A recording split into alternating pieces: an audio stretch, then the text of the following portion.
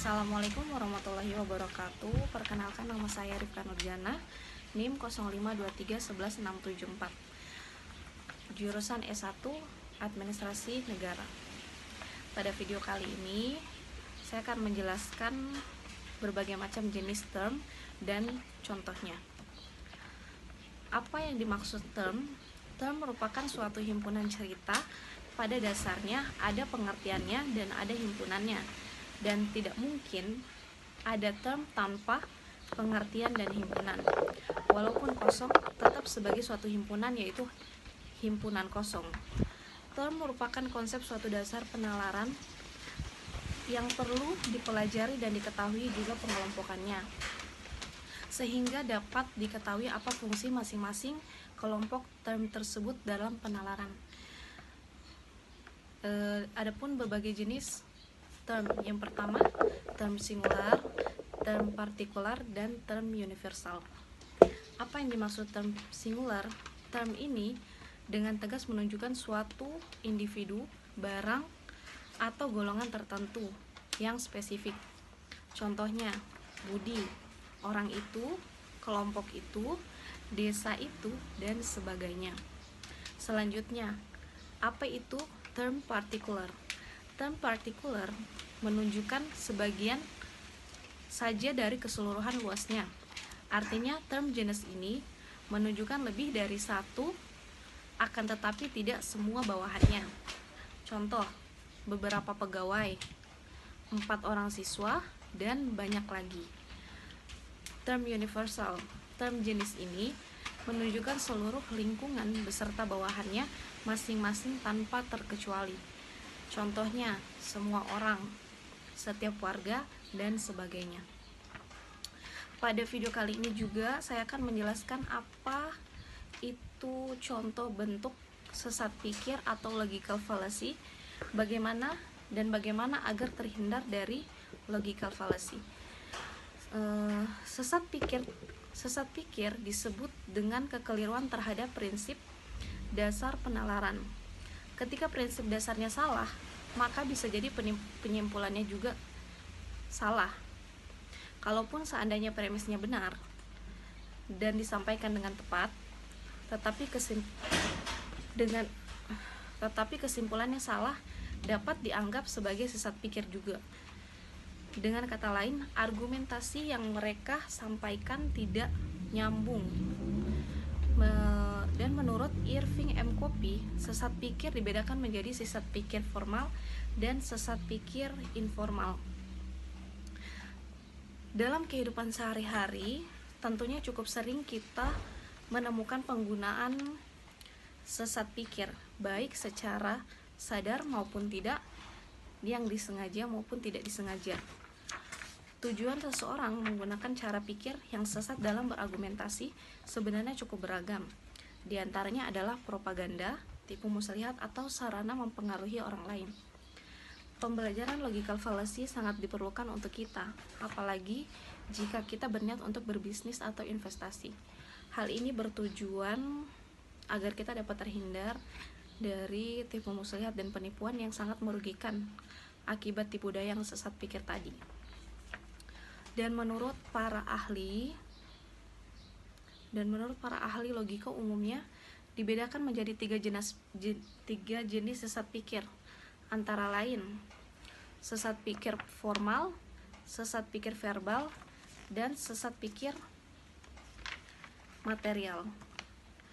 Apa itu sesat pikir formal? Sesat pikir formal merupakan kekeliruan penalaran berdasarkan bentuk atau sering disebut sesat pikir menurut logika. Sesat pikir ini banyak ragamnya. Salah satunya misalnya mengiyakan suatu pilihan dalam suatu susunan pikir pengetahuan yang merangkum.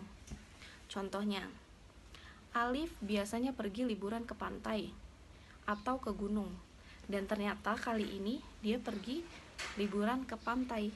Berarti ke gunung, bukan liburan. Penyimpulan seperti perbincangan ini itu meragukan, sebab sesat pikir yang seperti ini sering dilakukan orang mirip dengan cara menetapkan salah satu bagian Kesimpulannya mengingkari. Yang kedua, sesat pikir verbal. Sesat pikir verbal adalah kekeliruan penalaran berdasarkan kata-kata, yakni bertalian dengan penggunaan yang salah atau kemaknagandaan dari suatu kata. Dan dikenal juga sebagai sesat pikir arti kata.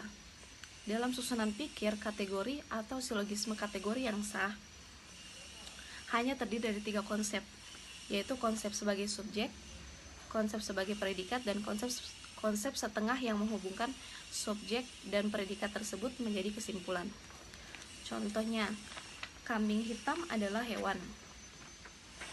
Lina dijadikan kambing hitam, maka Lina juga termasuk hewan.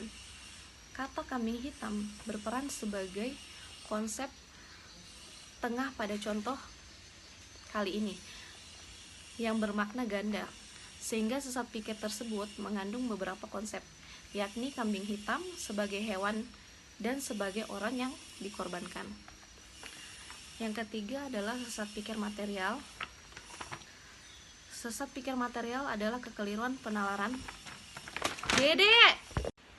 Sesat pikir material adalah kekeliruan penalaran berdasarkan isi, yaitu menyangkut kenyataan-kenyataan yang sengaja atau tidak disengaja disesatkan. Sesat pikir itu terjadi dalam suatu perbincangan induksi karena membuat umum sesuai hal berdasarkan hal-hal kasus atau contoh-contoh yang terlampau sedikit. Contohnya, banyak diantaranya berpenampilan tertutup dan terlihat lebih islami, itu sebagai teroris. Kemudian menyimpulkannya, orang Islam yang terlihat lebih islami dan tertutup adalah teroris. Perumusan yang luas dari bahan yang ada jauh melampaui lingkup bahan pembuktiannya. Penyimpulan yang tergesa-gesa termasuk dalam sesat pikir. Setelah mempelajari pembahasan ini, kita tahu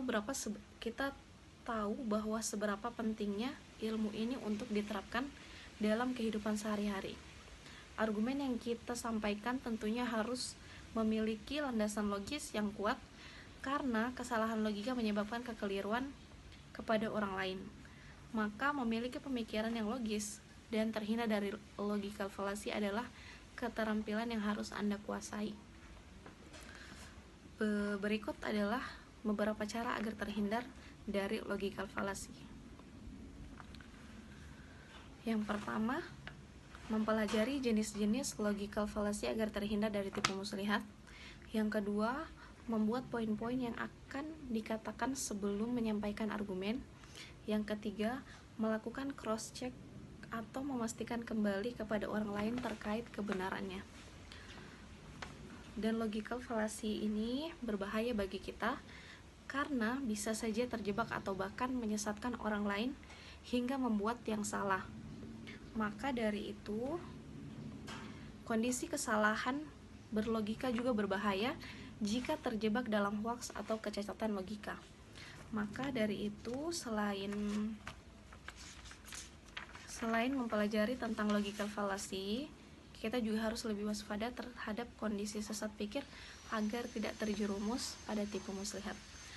Sekian saja dari saya. Wassalamualaikum warahmatullahi wabarakatuh.